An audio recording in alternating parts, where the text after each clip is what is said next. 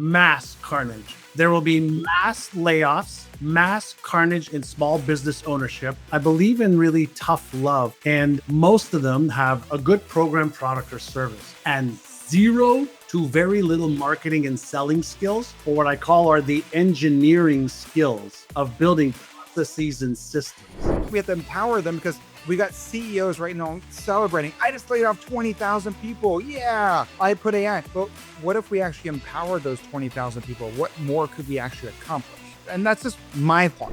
I don't know that we can empower all 20,000 of them. And here's the other problem. The only humans that like change is a wet baby. The operating system of every brain functionally works the same, but the software is different for all of us. So some people are more trusting than others, software. But the primary purpose of the brain, safety and survival first, right? It's kind of the brain's on high alert all the time, 24/7, even when you're sleeping. Hey, everybody. Welcome back to Humanize Your Brand. We have an amazing guest today. I'm going to read John's official bio. John Assaraf is a world-renowned mindset and small business growth expert who has appeared numerous times on Larry King Live, Anderson Cooper, and the Ellen DeGeneres Show. He's built 5 multi-million-dollar companies, written 12, holy smokes, books, including 2 New York Times bestsellers, and has appeared in 14 different movies. So yeah, we got a superstar here, movie I don't star. even think I knew about the 14 movies. I know, So, yeah. 14 different, including the block. We knew about The Secret, and Quest for Success with Richard Branson and the Dalai Lama. He's super passionate. This is why we love him, about helping people. And it's all about your brain superpower, and you can use your brain superpower to shatter limitations and achieve the life's biggest goals and dreams. He is the founder of NeuroGym.com, and it's revolutionizing mindset coaching and mental fitness training. His powerful Innercise app helps people rewire their brain for unstoppable success. And we met John a couple years ago. I can't believe at this point it's like 4 years ago on Clubhouse when we were clubbing you were doing like a Sunday, I think, right? And Julie Riesler that's how we got in touch with John, and he's an amazing person. So welcome to the show, John. Thanks for being here. It's so great to see you two again, be with you again, and thanks for having me. Oh yeah, I'm really excited, John. I mean, I hope everyone listening, we were starting to have this amazing conversation, and I'm sitting here looking at John. I'm like, wait a minute, let's stop, because we could probably sit here for the next 2 hours and catch up and talk about all the things that are going on with you, John, and what you're working on. But I really wanted to kind of bring that conversation back in and share it with the world. So with that being said, yeah, let's jump into it, right, Ray? Yeah. So Humanize Your Brand is all about building trust again online. Not that is a new concept, trust, but it feels, John, kind of like we're in a trust recession, and that people don't trust what they see anymore. And now we have AI. And so with your background in neuroscience and working with small business owners, that's what we want to talk about today. So we thought the first thing we could ask you is, what does the neuroscience say about why some people are trusted instantly and why others are not? Yeah, there's a lot of research on trust. When you say to me, "Why do we like trust somebody instantly?" It has to do with the circuitry in our brain, right? There's some people that are more trusting than others, and that's the way they've been conditioned. It's like, don't trust anybody, be cautious. And there's others like, trust everybody, kumbaya, they love you, you love them, and everything's going to be great. And the truth is, it's somewhere in between, right? Behind me, I have these 2 images. This one here is Frankie's monster. And this one over here is the Einstein brain. So I think it might be worthwhile for us maybe to just start off with just a couple of understandings. Number one is, from a functionality perspective of how it works, every brain functionally works the same. The operating system of every brain functionally works the same, but the software is different for all of us. So some people are more trusting than others, software, but the primary purpose of the brain, safety and survival first, right? So anything that could cause me to die or take away my safety, it's kind of the brain's on high alert all the time, 24/7, even when you're sleeping. But right underneath that layer is the part of the brain that is hyper aware of any pain or discomfort. So when you mentioned AI, for example, which I've been studying for 6 years, teaching for 3 years, there is this love worry relationship that a lot of people have. So I love it because I could generate, I can create, I can have workers, digital employees that cost me so little and do so much. So I love it. But then when I go online and I might see an influencer or somebody else, now my spidey senses are up because can I trust this AI thing? So first it's the source. Can I trust the source? And if we feel like we can trust the source, then everything's good. But if we feel maybe if I pay attention to this source, I might get hurt mentally, emotionally, physically, spiritually, financially, then that's going to raise Frankie's monster because Frankie's monster is always on going, well, what if I get hurt? What if I lose money? What if I lose time?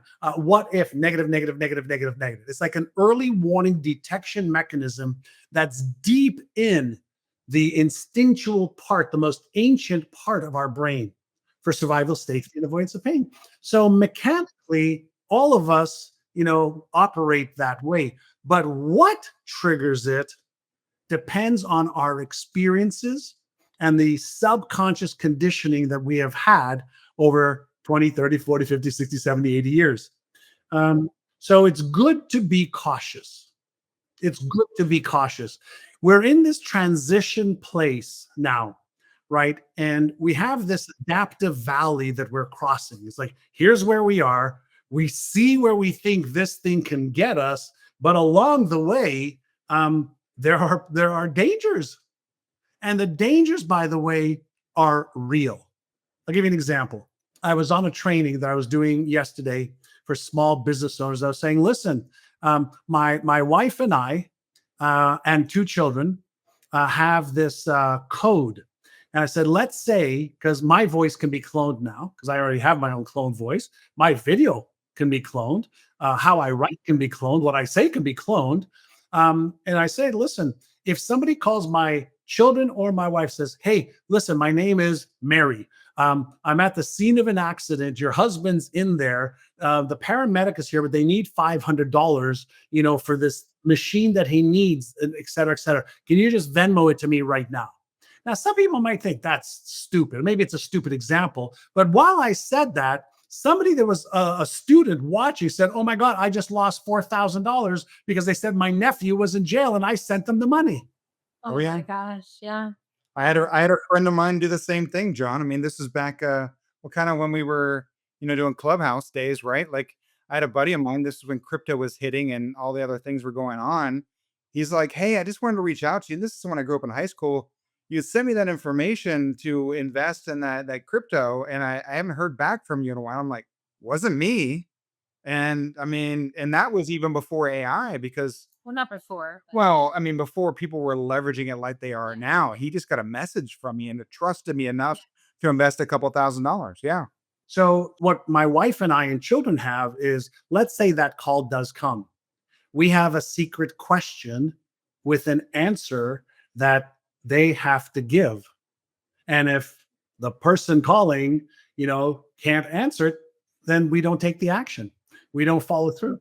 So we have to be cautious. There's a whole new arena of adaptation that we have to make. However, we have an ancient brain trying to adapt in a hyper fast moving world right now. We're talking about AI. It took the internet 13 years to gain 800 million users. 13 years. It took OpenAI 9 months. I'm sorry, 2 years. 2 years. Sorry, 2 years. 3 years. Yeah. So So it's okay to be cautious in these new territories. Now we need skills, right? Now we need skills to navigate through, what's happening in the world today. So you're right. We're living in a trust economy, and this is where, and I know you guys are brilliant at this, right? And this is where you build trust as a human and or a company. And if the human and or a company says, "Hey, I have trained these AI representations of me," or whatever the case is, and here's how it was trained. Here were the blocks that we put on it from not doing nefarious things, and always check and balance, what we're sharing with you. Then we're building this. Okay, I know what you're telling me, why you're telling me, how to use it. And like, I have AI clones. I just showed somebody that's coming on my NeuroGym faculty, a medical PhD doctor, Professor Pepperdine. Look at my clone. And she goes, "That's a clone?" I said, "Yeah, it's a clone of me, but it's speaking the stuff that I trained it to speak." So I'm hearing you say one thing that maybe you're training small business owners on, and more than just owners, professionals, is transparency. What I'm hearing you say is we need to be even more clear on when we are using AI. I mean, is that what you're starting to do? Absolutely. California just passed a law that if AI is calling you, you have to tell the person on the other side of the phone, "Hey, this is AI calling you." Yeah. Yeah. Well, but that's the challenge though, right? So you're in California, which has its own feel when it comes to politics and law, but like law hasn't We've nearly caught up to this, which I think is one of the challenges. And it's like the Wild West, social media. It is the Wild West. Well, hold on. It's not like the Wild West. It is the Wild East and West and North and South. It is chaos that hasn't been fully organized yet. So this is the single biggest disruptive technology in the history of humankind. There's 110 billion or so humans that have walked on Earth. I think it's 108 billion. Electricity, this dwarfs it. Internet dwarfs it. Agricultural, industrial revolution, this dwarfs it. There has never been, companies, like we have right now, that are worth $500 billion in 2 years. And so, yes, it's disruptive, massively. Innovative and disruption creates uncertainty. Uncertainty is the sister to fear. Right now, it's not that fear is the problem. Most people have never been taught what to do when they feel doubtful, worried, anxious, fearful. And if it gets really bad, it becomes panic. And there's no need to panic right now. But we're figuring out this new world. Like, we're figuring out this new world. I'm able, like probably you, I sat and got a year's worth of work this past weekend.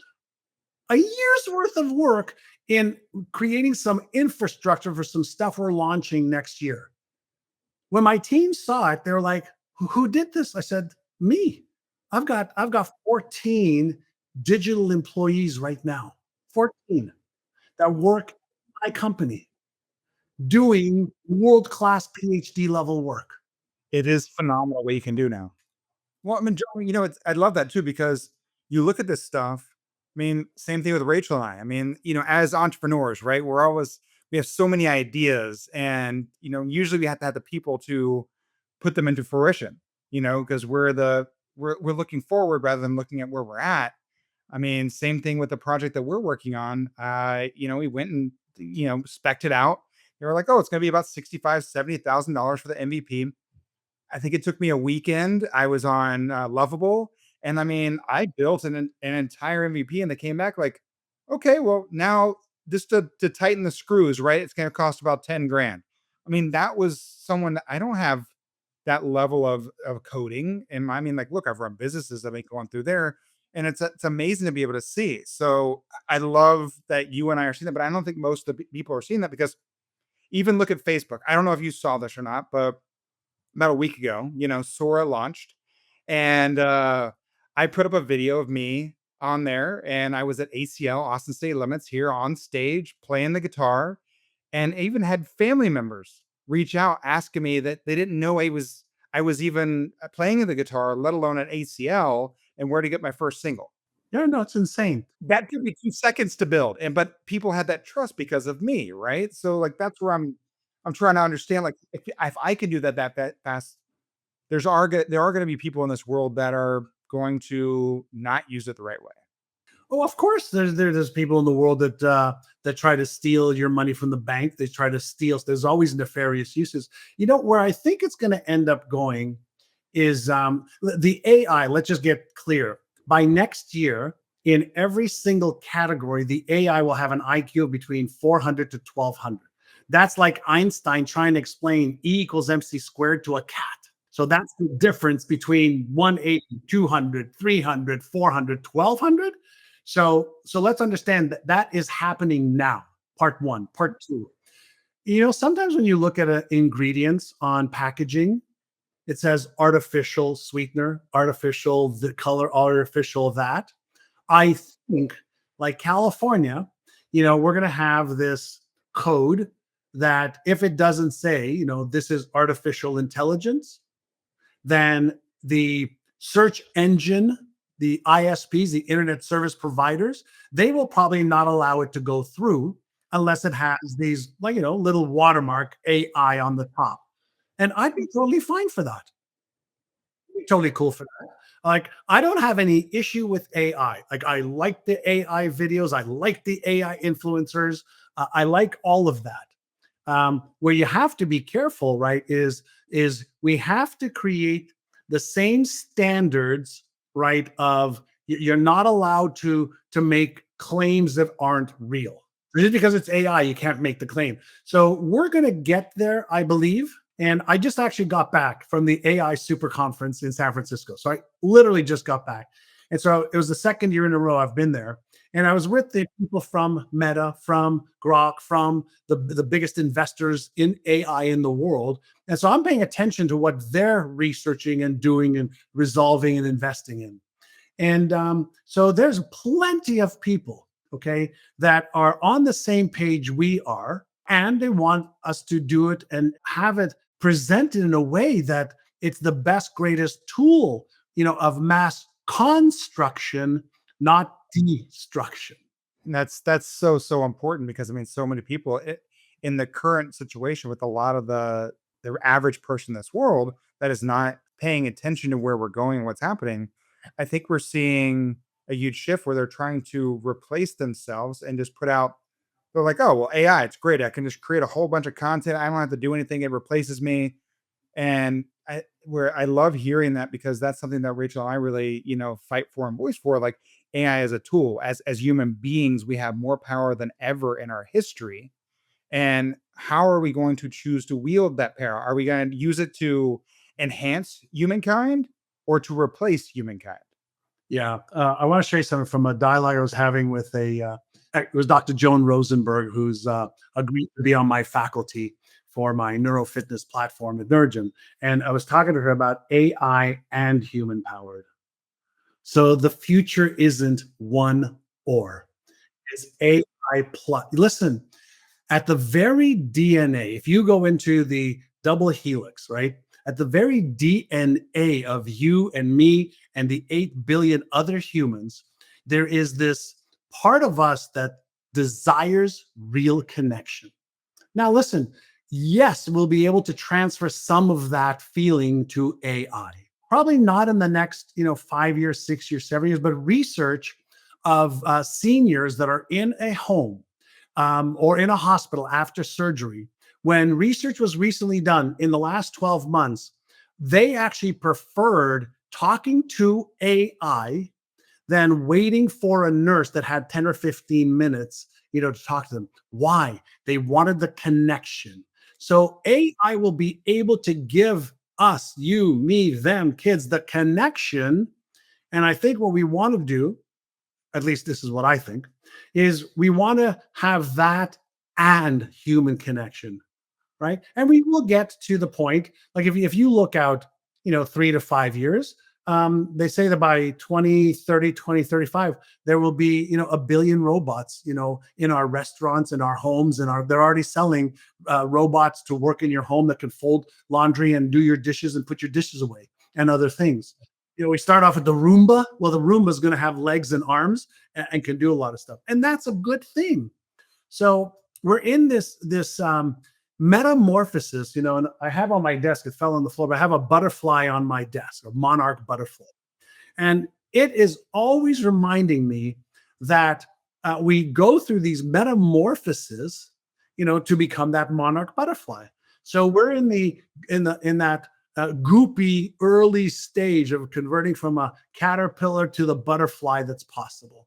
And there's a lot of danger, when you're in that goopy stage, and there will be people that will take advantage of you and me, and the weak and the meek right now. Here's the one thing that is going to sound brutal. If you ever watch any of the animal shows, you see how animals hunt and they kill another animal to survive. We're part of that species.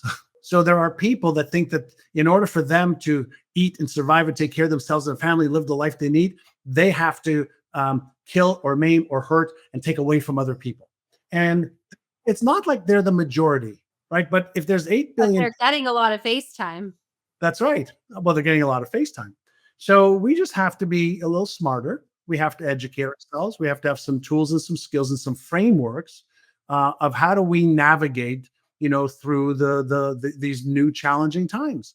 And since you're so deep into and brilliantly in social media, and I know LinkedIn, Facebook, right now sent out emails over the last couple of weeks saying, listen, all of the data that we gather with our AI tools we're giving you, we're going to use it to customize ads to target you. And you cannot opt out.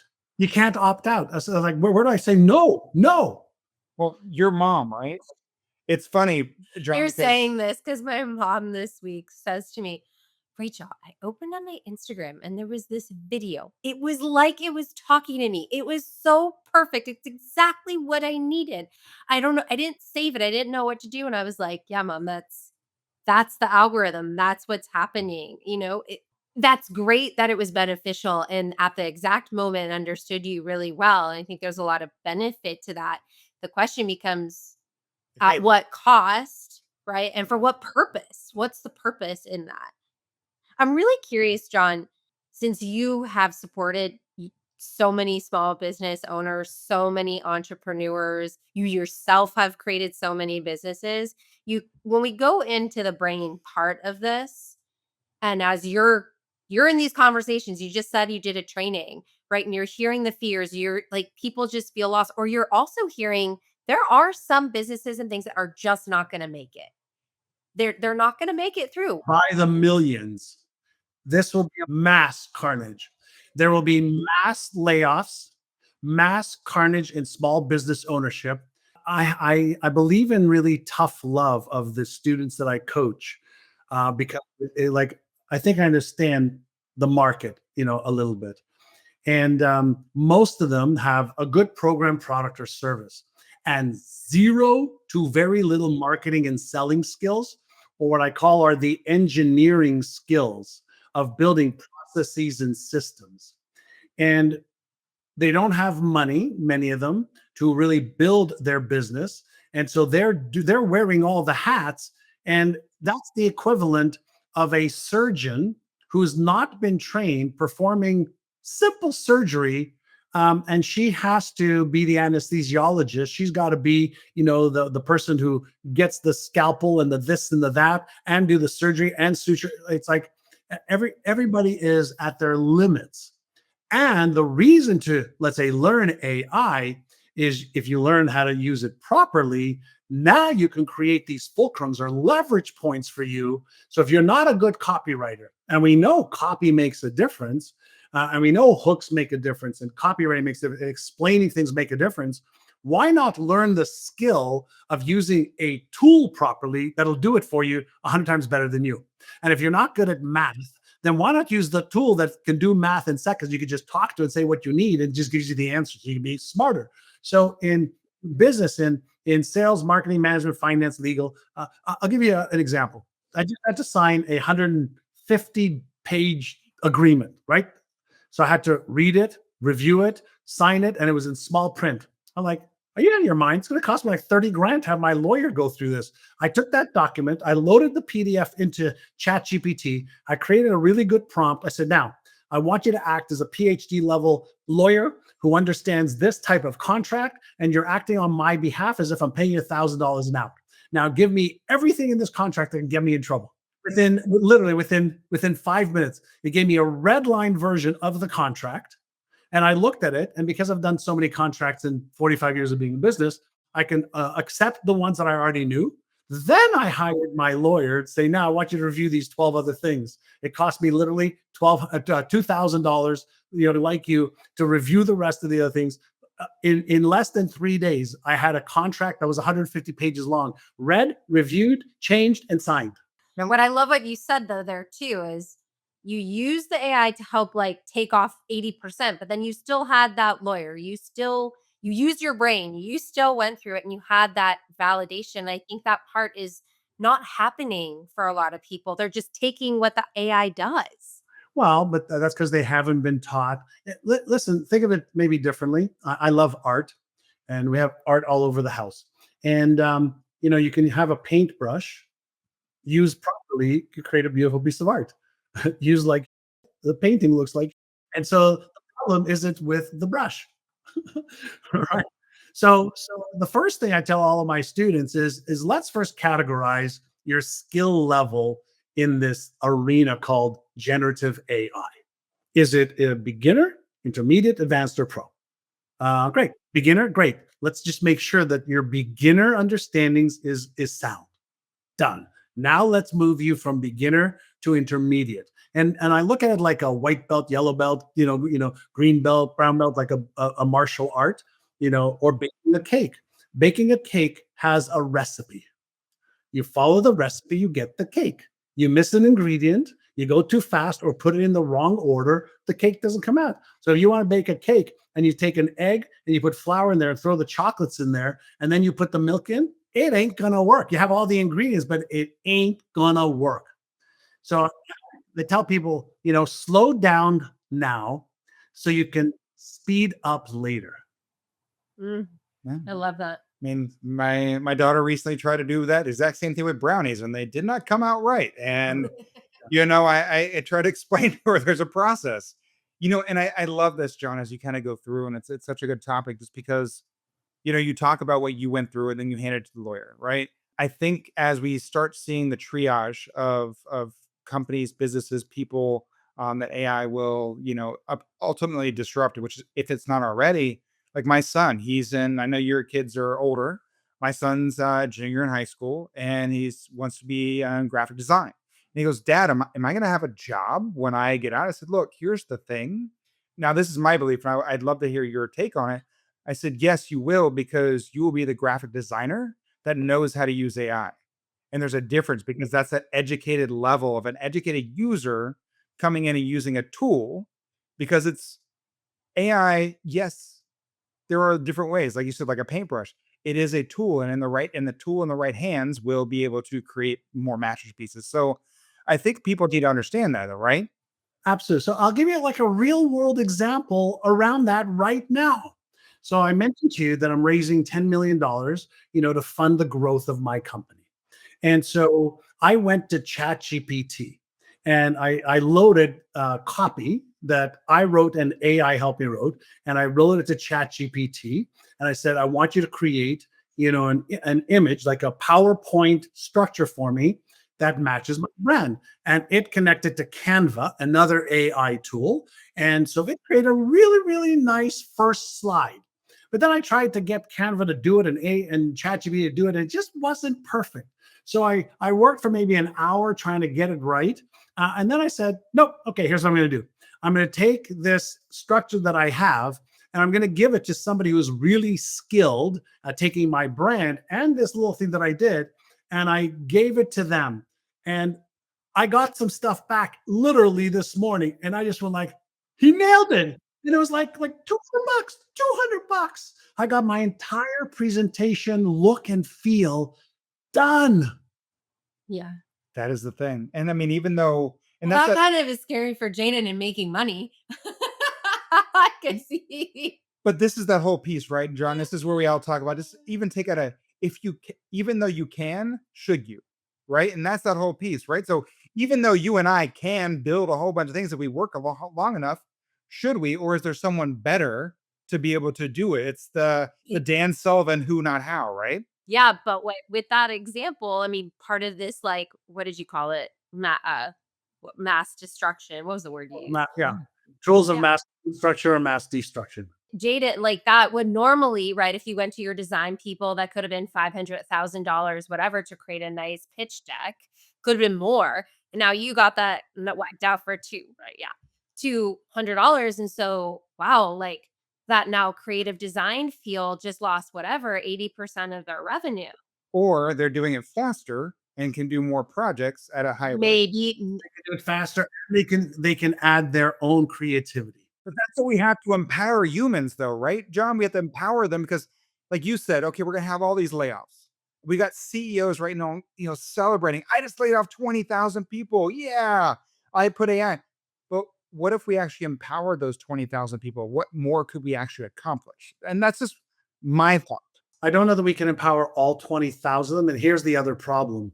The only humans that like change is a wet baby. no, my daughter does not like to change anymore. But here, part of the problem was that we're having, and I actually just wrote a little book on the science of adaptation because of this era. We resist change. Like, it's cognitively very expensive from a brain perspective to stop doing this and to start using and doing this. It took me 20, 30, 40 years to do this. This is easy for me. Even if I'm not effective, it's easy for me not to be effective. So now you're telling me that there's this tool that I've got to go back to beginner and then intermediate and advanced, and there's a pro level too? No, thank you. Our brain actually, default mode network of the brain, is just going to resist. So part of what we have to do, and this is, like I said, is go slow to go fast. So all of my students that I'm working with right now, they love the fancy stuff I show them. So they love John, I want to create the video clone of me. I said, the video clone of you? You don't know the first thing about editing. You don't know that, how to do a video right, let alone a clone right. Now, if you want to get a video clone of you and you're willing to pay for it, there's people who've perfected it already. But if you want to do it yourself, it's dozens and dozens and dozens of hours of try and fail and try and fail. So if you're prepared to do that, that's fine. But it's not going to be sit down at your computer for an hour and you're going to get a world-class video clone where the lips are moving, okay, with the words. It ain't going to happen unless you have some technical skills to do it. So part of the challenge with social media is we're seeing the end product, right? Think about it maybe a little bit differently. When you take a bite of the most delicious food you've ever had, whether it's a dessert, a steak, a piece of chicken, pasta, sushi, think about this. It takes you moments to bite into it and to chew it and go, yummy, yummy, yummy. Think about the process to get it to that point. The growing of the food or catching the food, the process to get it to the point where it's in your hand eating it. Everybody wants it to be in their hand eating it, but they don't realize that there's 100 steps before that to get it to that point. And so this is where we exercise some cognitive control and patience. And we're not a patient species. We've got fast food everything mentality. Prime delivers to me in like 2 hours. Yeah, that's exactly right. You can order now and it's at your door before you go to bed.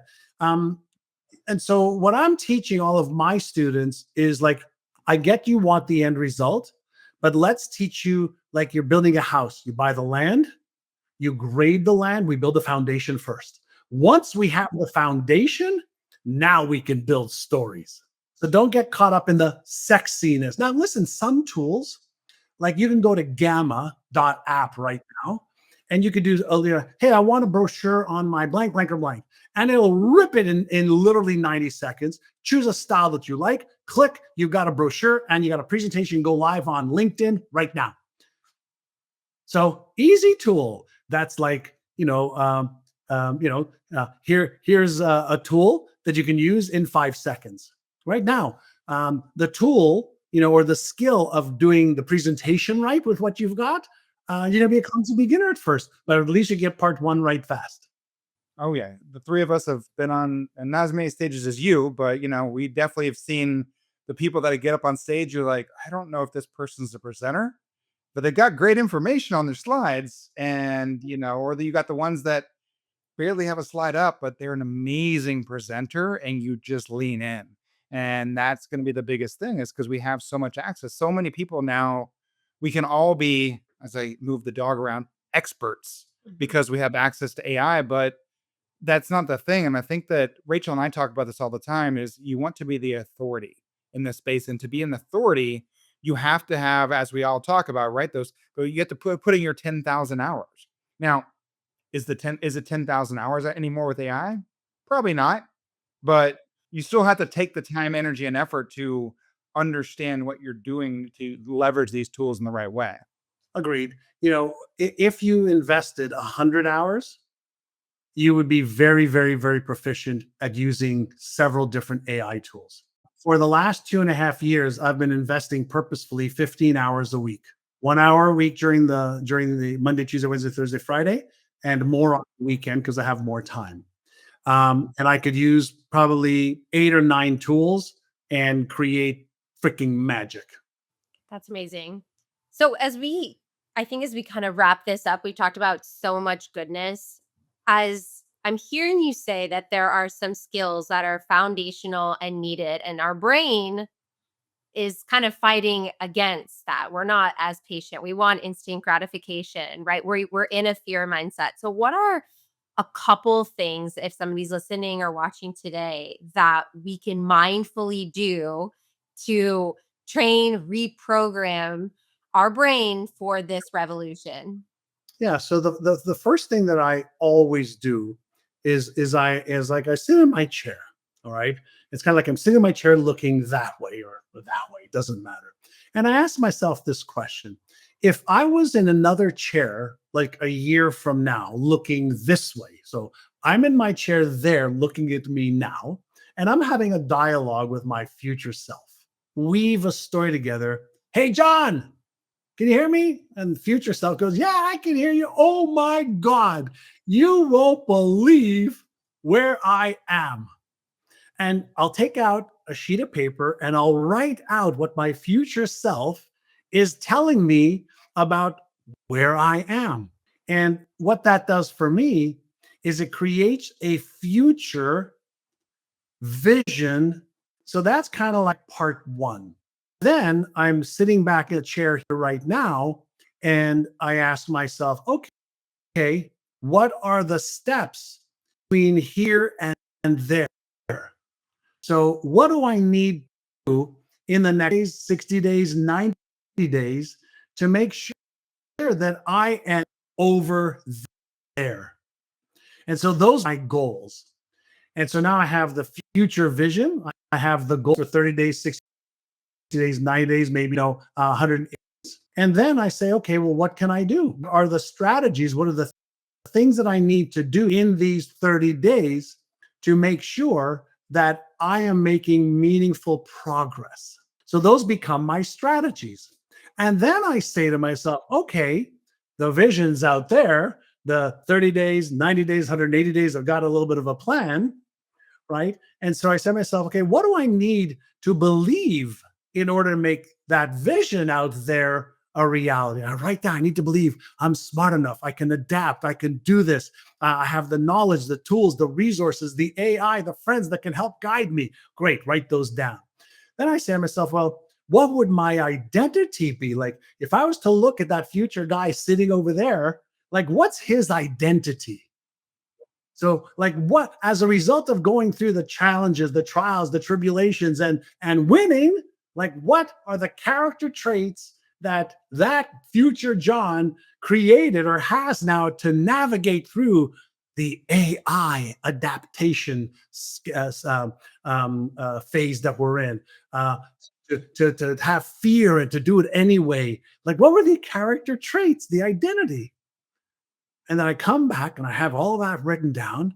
And then every day, every single day, okay, every day I read it because I already have all of that written down. This is the story of my life. So every day I'm looking at my future. I'm bringing myself back to the present moment, and I'm training my brain, the circuits in my brain, specifically the prefrontal cortex for thinking and for decision making, the hippocampus part of the brain for taking action, and the basal ganglia to develop the habits so that I am him today. So there's neuroscience to all of it. And this is about mental fitness, and mindset transformation. And I have to become the person capable of achieving those visions and those goals and navigating the challenging times. And there's a frame that I always use that may help everybody. No matter what the fear is, no matter how much doubt, no matter how much worry, no matter how much, you don't feel good enough, worthy enough, smart enough, I create a frame. I am bigger than all of those things. I am bigger than my limiting beliefs. I am bigger than my fear. I'm bigger than the part of me feels undeserving. I'm bigger than the imposter syndrome. I am bigger than all of that. And I operate from there as much as possible. So I minimize the things that hold me hostage, and I maximize the character traits that can help me navigate through those things. John, I'm going to tell you right now, hopefully everyone's listening to that and continues to hear what you just said, because I think it's so important and how fast now we're seeing these shifts that people have that type of mindset and that type of framework now more than ever. Man, thank you so much for sharing. And before we jump into, I just have to, again, I've been playing just like you with, I've been playing with AI. You've been going a lot deeper, and even they consider me to be on the higher level AI. But so, yeah, you're talking to your future self, John. You've got a clone of yourself. Have you yet thought to AI age yourself and say, okay, you are 10 years in the future, you're 5 years in the future, you've lived my life. Let's have a conversation. Like, I just have to, have you done that yet? And do you think that it will be okay? He's like, I got you. Because you don't have to imagine anymore, right? I have my future AI John Assaraf coach already built. I assume because I don't think people are paying attention. You talked about, well, I think about myself. We are reaching a time where you don't have to do that anymore. You could actually talk to your future self. So I love that thinking you've already accomplished. Yeah, I will show you something. So I have trained this AI to be my future self. Love it. Right. So future John Assaraf guiding present self with self-mastery and clarity. So I've already built it. I've already The thing built about it is you didn't even go through John and do like a watch this. Watch this. Yeah. Hey, John. Hey there, John. It's you, just a little further down the road. Can you switch over to a male voice? Absolutely, I can do that. Switching over to a male voice for you now. Hey, I want you to help me. I've got a really, really tough financial decision I want to make right now about investing in technology. It's going to cost me about $3 million. Walk me through, since you've done it before, how you would go about doing it, knowing how I think and what I do. All right, absolutely, John. Let's dive in. So first off, you tell me whether you just want to kind of talk this through like a friend, or if you want the full plan of how I navigated this kind of decision in the past. And once you let me know, I'll tailor it exactly to how I did it, because I've been there and I know exactly how you think. Okay, so two things. You didn't convert over to a male voice, which I asked you to, so it'd be really nice if you can do that. And then I want you to talk me through the steps that I took to navigate it properly. Absolutely, John. Let me switch over to that male voice for you right now. All right, hopefully this sounds a bit more like what you're looking for, and let's give you the plan. So here's what I did. When I faced a decision like this, I looked at it from the lens of who I was becoming and who I already was in the future. I made the decision by getting absolutely clear on the return on investment, emotionally and financially, and I stepped into the version of me who had already made that $3 million decision successfully. So I'll walk you through it step by step, but essentially that's the frame of mind I took. Let me know if that helps. Yeah, I've got to hop off now, but I'll come back to you later. Love that, I John. love that. It's funny that, just had a drop. They kept on dropping the octave slightly. Not like, and this is the fun of AI, right? It's like, okay, yeah. It's the early stages, right? And I really haven't trained the future coach much because it does take training, right? So what I could do with my AI coach, right? And for example, in my company, NeuroGym, we've just built an AI powered platform with 30 AI coaches that have been trained at a PhD level, and it's going to be AI plus human powered to help people with their mindset and emotional control, mental transformation, but also with any type of trauma, fear, doubt, worry, stress, anxiety, planning, goal setting, goal achieving. But this future me coach, I didn't load up all of my stuff that I have into it yet, because it does take training. So if it's going to be a future me coach, what are your philosophies? What are the ways that the best in the world make decisions financially, emotionally, mentally, physically, health, wealth, relations, career, business? Because this is my future me coach. So the next phase of this, because I just finished it, is to me train it now, not just on my stuff, but how do the best people in the world think about investing? How do the best people in the world think about health or wealth or biohacking, whatever the case might be? So once I train the coach, then the coach can feed me from the collective intelligence that it has within it. So beautiful. So good. So good. Wow. And I love that we could see it IRL in real life, especially if you're listening on your podcast, go to the YouTube video and you could see actually on screen. But John, thank you so much. The next version is the video. The video of you. Right. Already Exactly. have that. So we're integrating the video into those things too.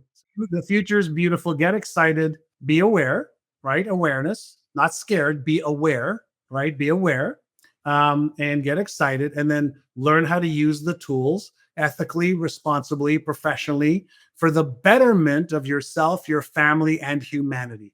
And if we can get enough people to do it for the betterment of yourself, your family, your community, and humanity, and we have this ethical way of being, which is how we are, and then let's be aware of the people who are assholes and nefarious liars, cheaters, stealers, and scammers, and let's put them, where they belong, either in jail or out of business. Amen. That's the mic drop right there, my friend. I love it. This is why we align so well with you. I love you guys. Thanks for hanging with us, John. We will have information for how to follow him, as well as the website in the show notes. And just thanks again for being with us. We will see you on next week's episode. Bye. Thank you. If today's episode sparks something in you, you don't have to keep it to yourself. Share it with someone who's building something with heart. And hit subscribe so you don't miss what's coming next. If you're ready to humanize your brand now and show up with soul, grab our free guide, 3 Hidden Signals, at standoutauthority.com/3, the number 3, hidden signals. We'll see you soon.